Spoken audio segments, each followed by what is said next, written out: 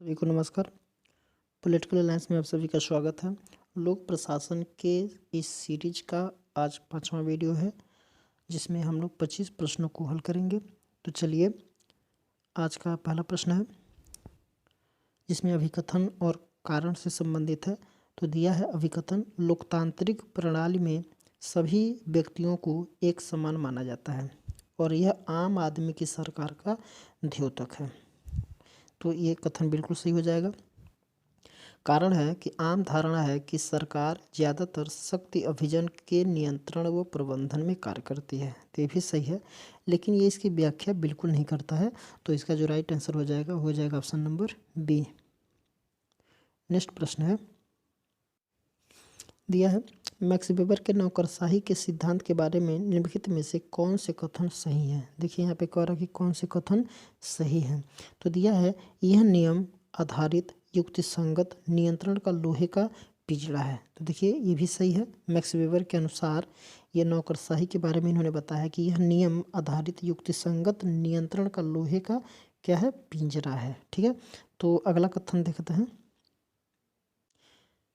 यह युक्त विधिक प्राधिकार का महत्वपूर्ण हिस्सा है। देखिए ये भी कथन सही हो जाएगा। फिर दिया कि नौकरशाही से मेधा के रूप में ज्ञान के माध्यम से प्रभुत्व अभिप्रेरित है। यह भी सही हो जाएगा। लोकतंत्र में इसकी सहज ग्राह्यता है, ये बिल्कुल गलत हो जाएगा। तो यहाँ पे जो ऑप्शन जो बी दिया है, ये इसका राइट आंसर हो जाएगा। पहला भी सही था, दूसरा भी सही है और तीसरा भी सही है। तो ये बी ऑप्शन इसका सही हो जाएगा। नेक्स्ट प्रश्न है, निम्नलिखित में से किसने सर्वप्रथम प्रबंधन में कामगार की भागीदारी के विचार को प्रस्तुत किया है। देखिए यहाँ पे प्रबंधन में कामगार की भागीदारी के विचार को प्रस्तुत किया है। दिया कि Henri Fayol, Herbert Simon, F.W. Taylor और मेरी पार्कर फॉलेट। तो इसका राइट आंसर हो जाएगा मेरी Parker folate, option number D. Next है, सूची से संबंधित सूची को दिया है। सूची 1 में ए, व्यवहारात्मक। तो व्यवहारात्मक जो हो जाएगा प्रशासनिक व्यवस्था में मानव व्यवस्था का विश्लेषण।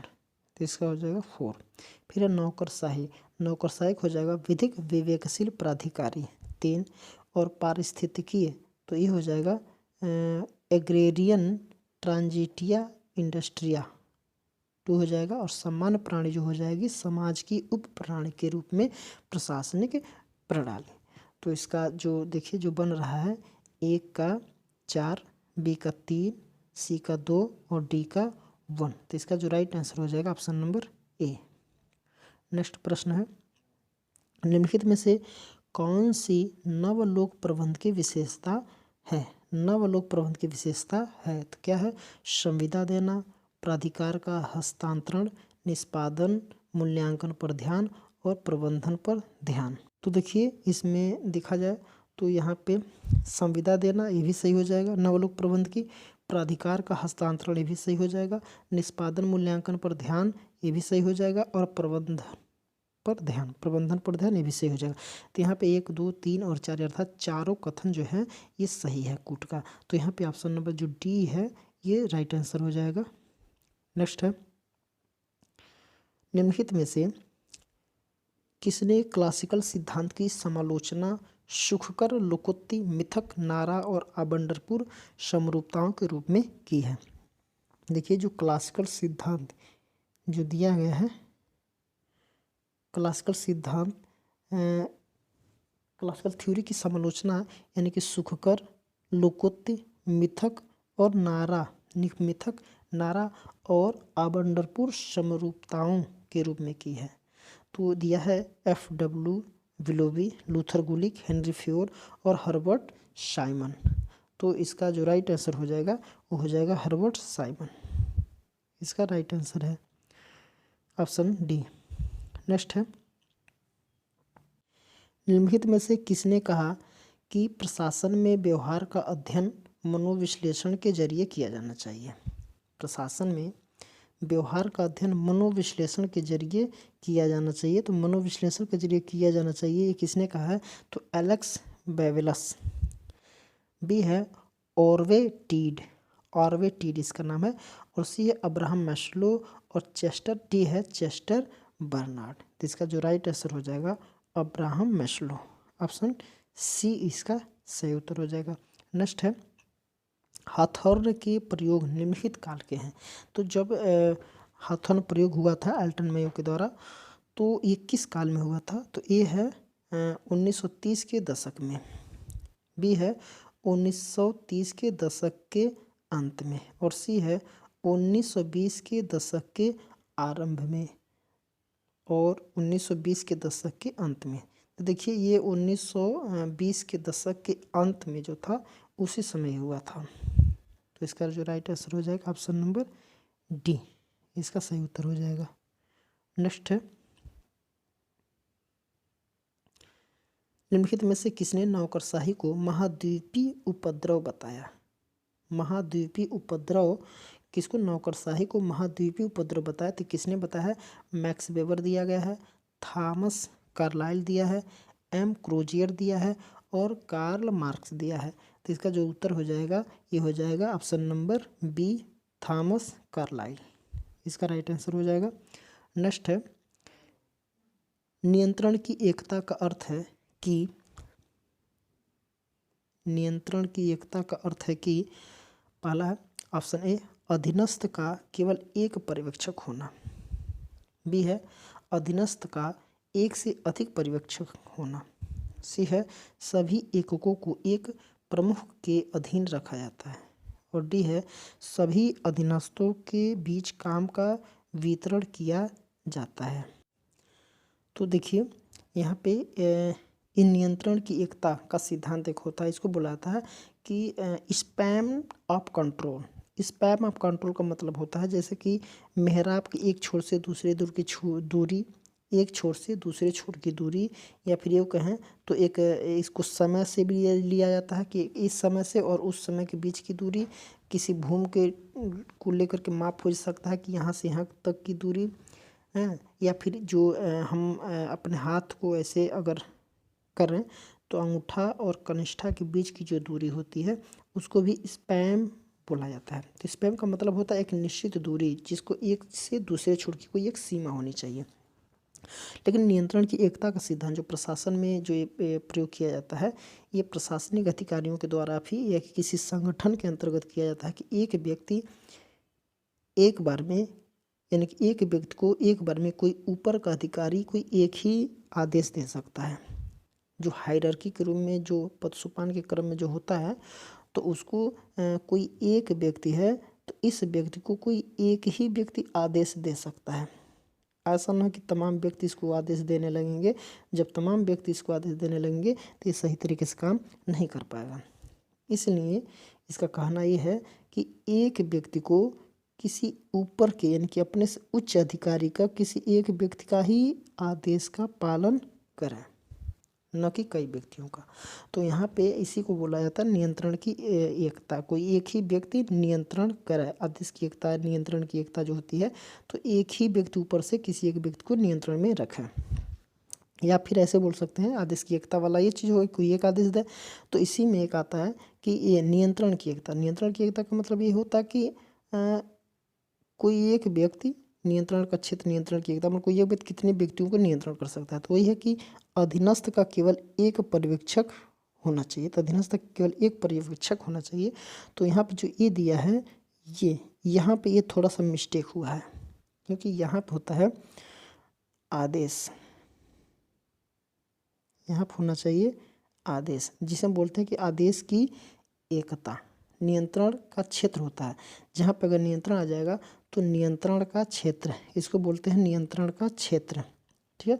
तो वो होता है कि स्पैन ऑफ कंट्रोल। और आदेश की एकता जो जब यहाँ पे इसकी जगह पे जब आदेश से आ जाएगा तो आदेश की एकता का सिद्धांत का मतलब ये होता है कि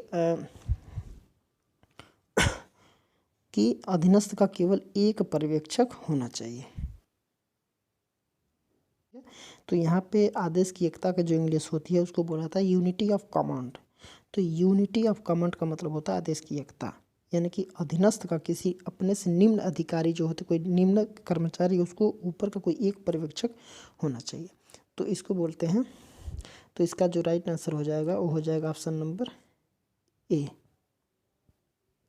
अधीनस्थ का केवल एक पर्यवेक्षक होना चाहिए। नेक्स्ट है, दिया नियंत्रण काल की अवधि निर्धारित करने वाले कारक निम्नलिखित में से कौन से हैं? संगठन की अवधि, देखिए संगठन की अवधि ये भी सही है, पर्यवेक्षण का व्यक्तित्व ये भी सही हो जाएगा, अधीनस्थ व्यक्तियों की क्षमता ये भी सही हो जाएगा, संगठनात्मक ढांचा ये भी सही हो जाएगा। तो 1, 2, 3 और 4 ये सारे के सारे सही हो जाएंगे। तो इस कूट में देखेंगे कि कौन सा सही हो जाएगा। तो जब चारों के चारों ऑप्शन सही है तो यहाँ पे ऑप्शन नंबर डी इसका राइट आंसर हो जाएगा।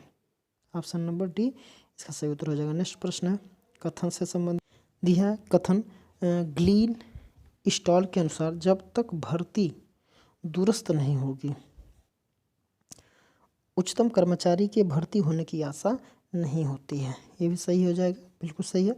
और दिया कारक है वह भर्ती जो संपूर्ण सार्वजनिक ढांचे की आधारशिला के रूप में मानते हैं, ये भी सही हो जाएगा। लेकिन ये इसका कारण में इसका नहीं देता है, यानी कि दोनों कथन सही है लेकिन कारण इसका सटीक नहीं दे रहा है। तो इसका ऑप्शन जो हो जाएगा ऑप्शन नंबर बी, ए और आर दोनों सही हैं परंतु आर जो है ए की व्याख्या नहीं करता है। तो ऑप्शन नंबर बी इसका राइट आंसर हो जाएगा। नेक्स्ट प्रश्न है, देखिए इसका भी है। कथन ए है क्लासिकल सिद्धांत सार्वभौमिक सिद्धांतों के आधार पर संगठन को प्राधिकार के औपचारिक ढांचे के रूप में देखता है, तो ये कथन बिल्कुल सही हो जाएगा। आर है कारण क्लासिकल सिद्धांत संगठन को चलाने वाले मानव जाति को केवल मशीन के दंत के रूप में देखता है, ये भी सही है लेकिन ये इसका व्याख्या नहीं करता है। तो इसका राइट आंसर जो हो जाएगा वो ऑप्शन देखते हैं, तो यानी कि ए और आर दोनों सही हैं लेकिन ये इसकी व्याख्या नहीं करता है, तो ये ऑप्शन बी इसका राइट आंसर हो जाएगा।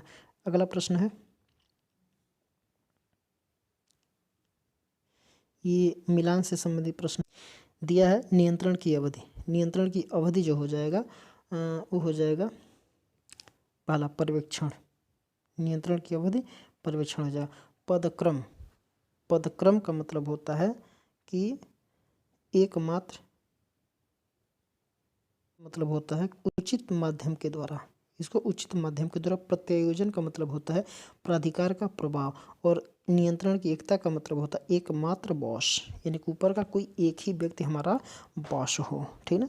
तो इस तरीके से अगर देखा जाए तो यहाँ पे एक का 1, फिर बी का 3, फिर सी का 4, फिर 2, इसका राइट आंसर हो जाएगा ऑप्शन नंबर बी, इसका सही उत्तर हो जाएगा।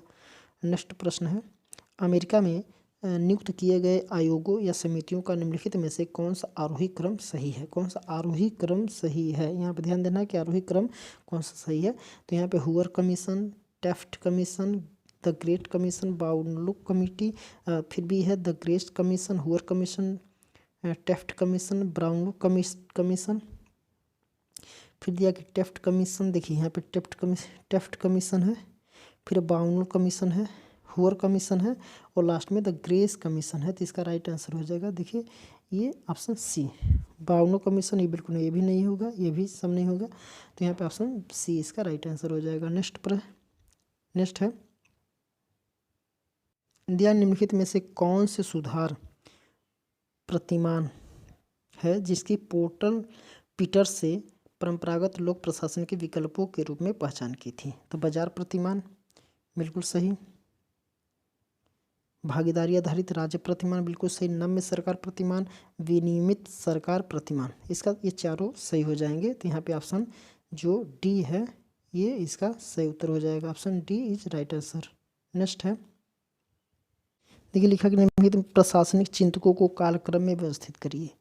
कालक्रम में व्यवस्थित करना है, दिया है विलोबी, एमपी फॉलेट, एफ.डब्ल्यू. रिक्स, रॉबर्ट डहल। देखिए यहाँ पे विलोबी पहले नंबर पे बिल्कुल आ जाएगा, दूसरे पे एमपी फॉलेट आ ही जाएगा और तीसरे नंबर पे रॉबर्ट डहल और फिर रिक्स आ जाएगा। तो यहाँ पे जो देखा जाए तो ऑप्शन ए इसका राइट आंसर हो जाएगा। नेक्स्ट है, निम्नलिखित में से किसने विभागीय संगठन के लिए 4P फार्मूला दिया था?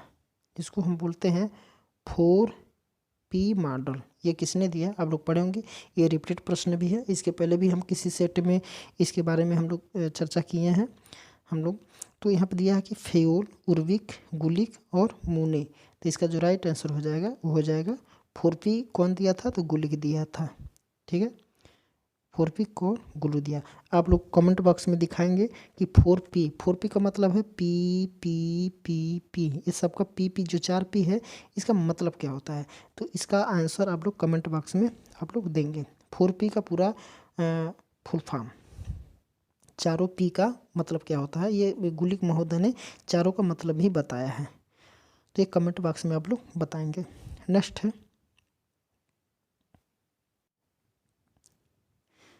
दिया है कि कथन ए, हर्बर्ट साइमन ने संगठन के शास्त्रीय सिद्धांत की एक मशीन प्रतिमान सिद्धांत के रूप में खिल्ली उड़ाई है। बिल्कुल सही ये। और यह कि शास्त्रीयवादी संगठन के औपचारिक संरचनात्मक भाग के प्रति अत्यंत तल्लीन रहते हैं और वे यह मानव सरकारों की कीमत पर करते हैं, तो ये भी सही हो जाएगा। देखिए व्याख्या भी इसका सही तर्क भी है, तो इसका जो राइट आंसर हो जाएगा वो हो जाएगा ए और आर दोनों सही है, और आर जो है ए की सही स्पष्टीकरण है, ये सही हो जाएगा। नेक्स्ट प्रश्न है अगला, निम्नलिखित में से किसने कहा विकास प्रशासन एक कार्य उन्मुखी, देखिए कार्य एक विकास प्रशासन एक कार्य उन्मुखी और उद्देश्य उन्मुखी प्रशासनिक व्यवस्था है, और ये किसने कहा है, तो F.W. रिक्स, एडवर्ड वीडनर, फेरेल हेडी और एच वाकर, तो इसका जो राइट आंसर हो जाएगा एडवर्ड वीडनर, इसका सही उत्तर हो जाएगा एडवर्ड वीडनर।